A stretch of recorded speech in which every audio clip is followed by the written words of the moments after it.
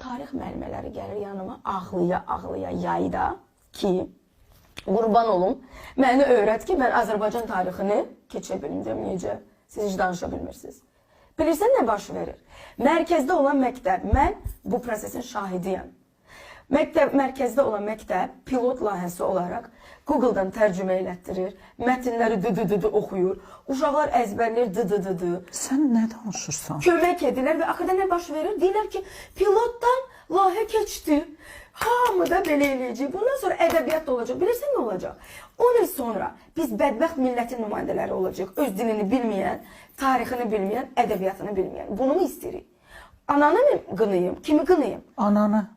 Qınayım. Qına. Yaxşı, ana eləmədi. Ən azından bir məktəb də düşünsün ki, bacı bilmirlər, tarixi bilməyəcəklər birazdan.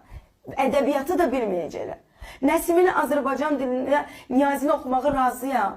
Amma bunun izahatını ya da proqramı tam dəyişərək elə etmək lazımdır ki, 4-cü, 5-ci sinifdə uşaqlar danışsın.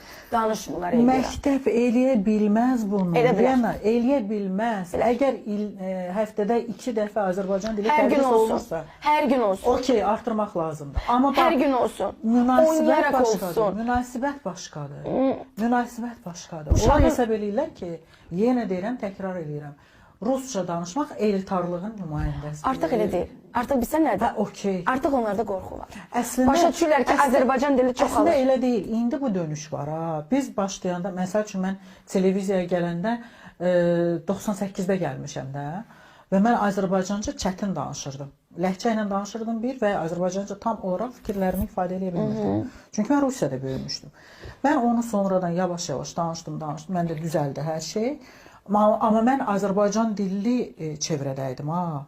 Yəni ona görə mənim elə bir problemim yox. Sadəcə Rusiyada, yəni evdən sabah heç yerdə danışa bilmirəm Azərbaycanca.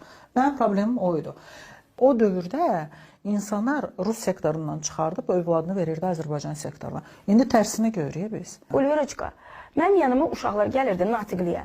14 yaşı var uşağı. Mən deyirəm, gəlin mətni oxuyaq. Görüm necə oxuyurlar bunların.